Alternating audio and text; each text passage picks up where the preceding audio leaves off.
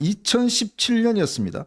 6월 14일 날 정봉주의 전국구라는 그 정봉주가 운영하는 유튜브 채널이 있었어요.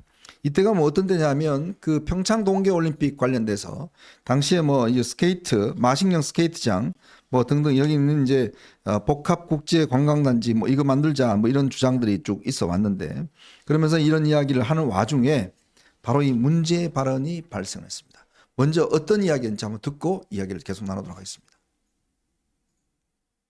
이 있고 그리고 또 저기 DMZ는 멋진 거 있잖아요. DMZ. 발목질에. 그러니까 아니 그리고 DMZ에 들어가고 이 경품을 내는 거야. 발목질에 밟는 사람들한테 목발 하나씩 주니까. 그건 좀 그거는 아니 DMZ에서 발목질에 제거 운동을 해야죠. 네, 자, 정말 황당한 이야기인데 우리 지원님 어떻게 들으셨어요? 아, 진짜 치가 떨립니다. 치가 떨려요. 저게 이제 정봉주가 문제가 될 것 같으니까 이제 삭제를 했다는데, 그런데 우리 그 인터넷 언론 펜앤마이크가 네. 저걸 어떻게 확보하고 있었더라고요. 그래서 오늘 아침 일찍 저거를 단독으로 네. 이게 보도를 하고 저거를 정봉주의 큰일이네요, 정말. 육성으로 들으면서요. 네. 피가 거꾸로 솟고 정말 치가 떨리더라고요. 네. 치가 떨려요. 저런 자가 대한민국의 국회의원을 하겠다고 제1당, 제1야당의 후보로 나섰다. 우리 헌법 46조에는 뭐라고 되어 있죠? 국회의원은 국가 이익을 우선하여 양심에 따라 직무를 행한다. 저거는 정봉주 저자의 국적은 어디예요? 저렇게 얘기하는 사람이 과연 대한민국의 온전한 국민이라고 얘기할 수 있나요? 네, 그때 말이에요. 하재헌 중사. 네, 하재헌 중사가 파주 근처 그 DMZ에서 말이에요. 북한 인민군이 매설해 놓은 그 목함지뢰로 두 발을 다 잃는 아주 불의의 사고가 벌어졌고요. 그를 부축해서 도와주던 김정은 당시 하사도 나중에 또 다른 지점에서 북한이 매설해 놓은 목함지뢰로 발 하나를 잃었습니다. 네. 그러니까요, 이거는 정말 이제 그 있어서는 안 될 우리가 북한의 본질 그 만행을 다시 한번 우리가 접한 거고요. 지금 나오는 사진은 윤석열 대통령이 미국 방문할 때 우리 하재헌 중사 같이 동행을 요청해서 그 사진 같습니다. 네. 근데 아시다시피 두 발을 다 잃었는데 의족을 하고요. 네. 그리고 그때 바로 제대를 하지 않고 중사로 승진해서 좀 하다가 지금은요. 한국 무슨 도시 주택공사? 네, 거기서 장애인 조정선수로 활동하고 있고 네. 저 사진은 아너스 클럽이라는 데서 하재헌 중사에게 5,000불의 위로금을 줬는데 상금을 줬는데 그 받은 상금 전액을 기부하고 정말 불굴의 정신으로 대한민국 사랑의 일념으로 저렇게 사는 사람인데 저걸 갖고 비웃고 비아냥거리고 목함질에 발목질에 밟아가지고 저렇게 했으니까 그거 목발 뭐 선물로 주면 된다? 네.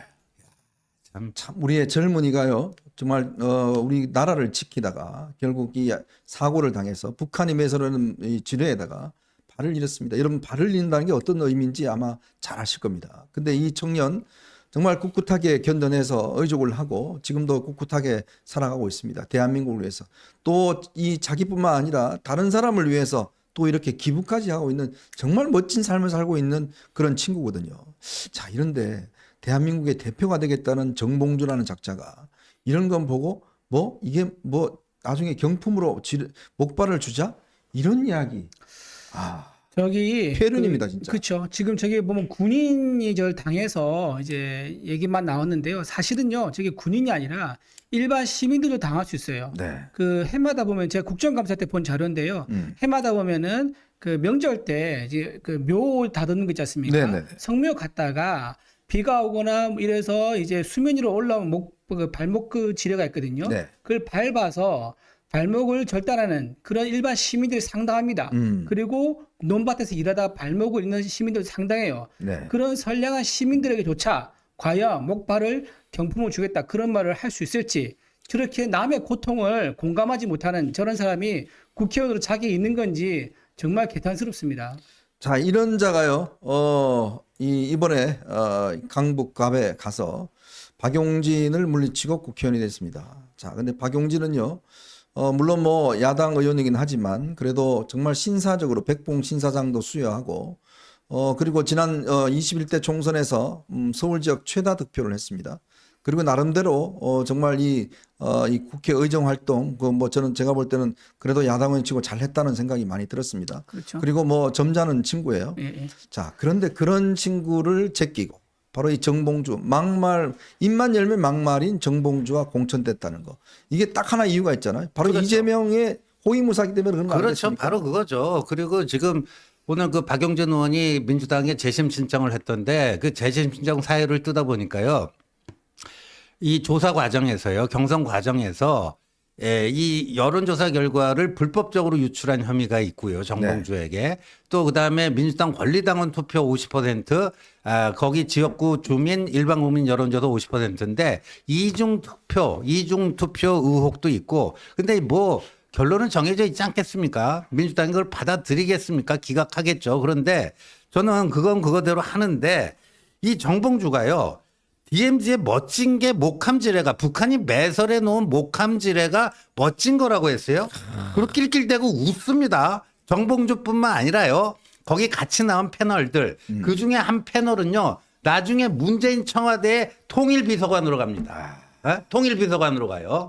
문재인 청와대. 기가 막히네요. 북한이 우리 장병의 진짜 그 귀중한 그 발을 앗아간 그걸 보고 멋진 거라고 그래요. 네. 그리고 그거 밟아갖고 발목 날라가면 경품이란 게 뭐예요? 축하한다는 의미도 주는 거 아니에요? 선물 네, 아니에요? 그렇죠. 뭐 저걸 줘요? 목발을 줘요?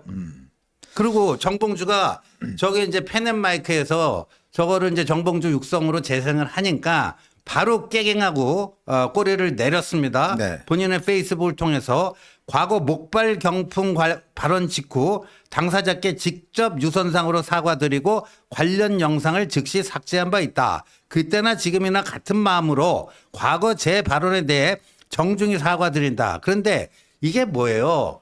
조국이 한 유명한 말이 있잖아요. 네. 파리 새끼가 싹싹 빌 때 어떻게 하라고 그랬죠? 예? 때려잡아야 돼 그랬죠? 딱 지금 그 말이 생각나요. 그 말이 생각나요. 예? 자, 이 자리에 있었던 그 통일비서관 김창수 전 통일비서관 또 최강욱도 이 자리에 있었습니다. 같이 낄낄거리면서 이런 정말 우리 군의 영웅들을 조롱하는 이런 이야기를 했지 않습니까?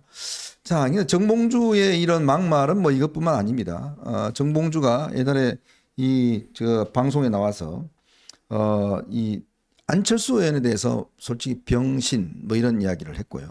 또 이 여기에 댓글 다는 분들에 대해서 벌레가 많이 들어왔다. 뭐 또 이런 이야기까지. 더군다나 지난번 금태섭 의원 있지 않습니까? 그때 또 공천할 때 여기 자객으로 갔잖아요.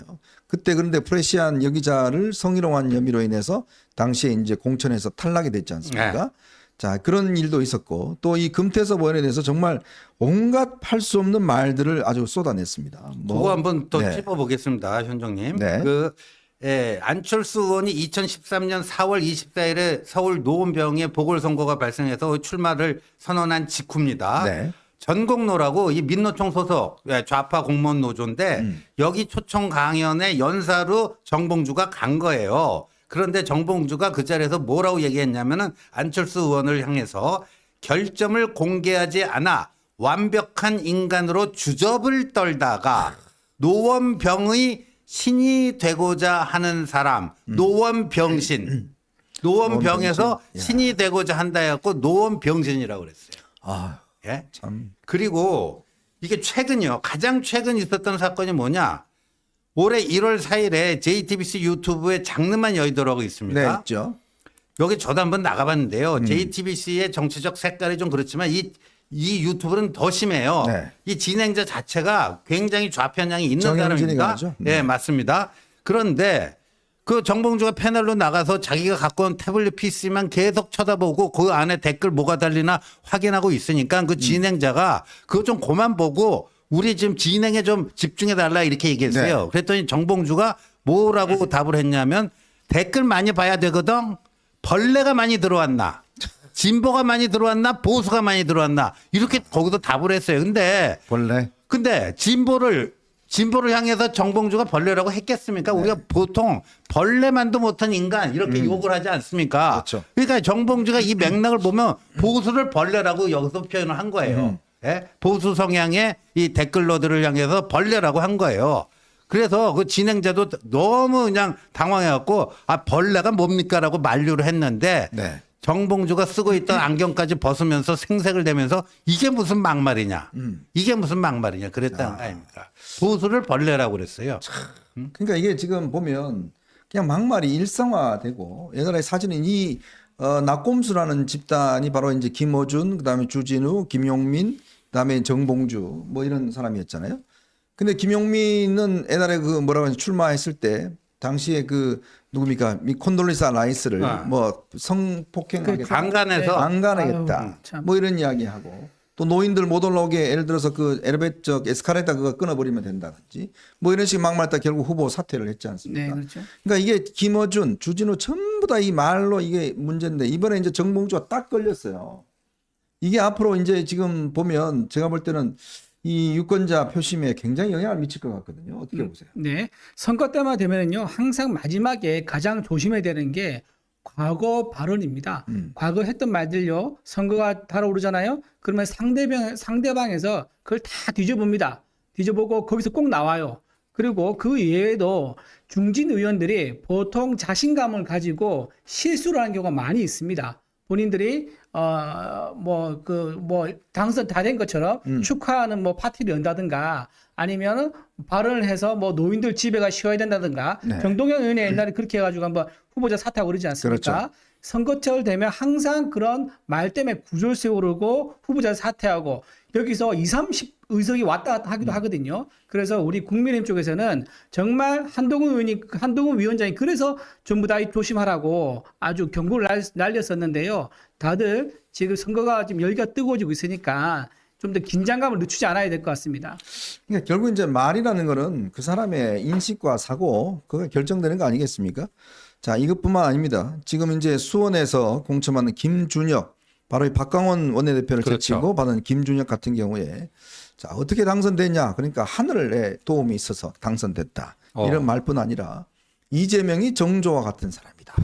소통에 능한 사람이다. 라든지 뭐 이런 이야기를 해서 특히 김어준은 방송 나가서 뭐 하늘에 있다고 하니까 야 우리 지금 개딸이 너 저 찍어줬는데 어디다 대고 지금 하늘 대냐 하니까 또 그 다음날 바로 또 꼬리 내리고 사과를 했습니다.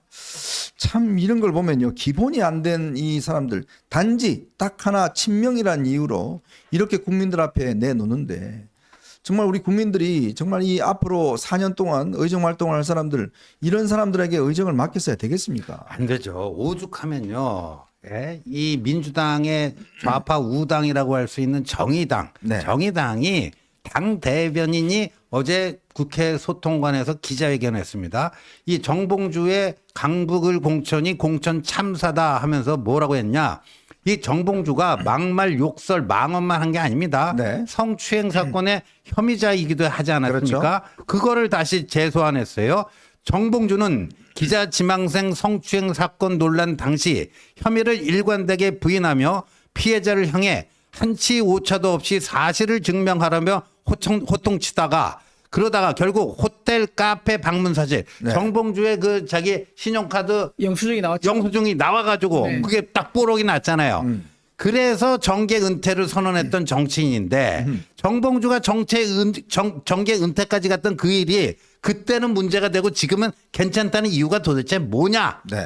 친명이라면 미투 가해자도 공천하는 것이 민주당다운 공천인지 되묻고 싶다 하더니 도대체 민주당의 정봉주 공천은 민주당이 여성 유권자를 어떻게 바라보는지 알려주는 것이다. 정봉주의 공천 초래를 촉구한다. 네. 오죽하면 정의당에서도 이런 당 대변인의 기자회견까지 나왔겠습니까? 그러니까 아주 이거는요 여기서 이렇게 간단하게 끝날 문제가 아니라요. 정봉주 지금 꽁꽁 숨겨놨지만요. 우리 이제 또 네티즌 수사대들이 찾다 보면요. 이거 이상의 또 뭐가 또 나올 수도 있고요. 네. 과연 이 정봉주를 공천 유지할지를요. 국민의힘에서는 당당히 물어야 됩니다. 그렇죠. 예, 당당히 물어야 됩니다. 맞아요. 이럼에도 불구하고 국회의원으로서 뭐 직무 수행에 뭐 결정적인 하자는 없다고 생각하는 것인가? 이재명은 답하라 이렇게 물어야 됩니다. 맞습니다. 맞습니다. 지금 그 정봉주 의원이 나온 자체가요, 2차 가해가 됩니다. 그 피해 여학생한테, 여성분한테. 그리고 지금 그런 2차 가해가 만연되어 있는 게 민주당의 특징이에요. 박원순 전 서울시장도 2차 가해 논란이 있었지요. 그렇죠. 안희정 전 도지사도 2차 가해 논란이 있었지요. 오거돈 전 부산시장도 2차 가해 논란이 있었습니다. 민주당은요, 본인들의 성추행이나 성범죄를 일으키고 나서 2차 가해를 아무렇지도 않게 해요. 심지어 다 똘똘 뭉쳐가지고 피해자가 아닌 피해 호소자고 부르자고 서로 모의까지 하고 실제 그렇게 부르기도 했습니다. 그런 분들이 민주당에서 국민을 위해 봉사하겠다고 나서겠다는 것을 여러분들 꼭 기억해 주셔야 합니다. 자, 근데 이 정봉주와 관련된 이 또 폭로가 또 하나 이제 이게 있는데요. 이게 뭐냐면 옛날에 이제 DC 인사이드라는 것에서 2021년도에 이게 이제 또 제기됐던 문제인데 정봉주하고 그 부인이 무슨 뭐 바이오 원 코리아 네. 뭐 건강보조식품 소매업을 했던 모양이에요. 그렇죠. 근데 여기 직원들을 완전히 그 산호비처럼 부렸다라는 네. 그 당시에 폭로가 있었습니다. 맞습니다. 여기 보면 뭐 온갖 잡심부름은 다 시키고 뭐 하면서 TV까지 다 고치게 하고 식기세척기도 고치게 하고 아, 정봉주 뭐, 자기 속옷까지 사오라고 네, 그랬다는 거 속옷까지 아니에요? 사오라고 그러고 네. 뭐 온갖 하여튼 이야기를 해서 이 당시에 이 회사에 있던 사람들이 자세하게 그 내용과 이런 것들을 폭로한 적이 한 번 있어요. 자, 이런 것들이 이제 지금 하나씩 둘씩 이제 드러나고. 그 제가 네. 정봉주 의원의 이제 국회의원 시절에 복도에서 제가 목격담만 좀 아, 들려드릴게요. 그래요? 예. 네, 그게 뭐가 있었냐면 제가 그때 보좌관 시절이었습니다. 정봉주 의원이 우리 같은 층에 복도에 있었는데요.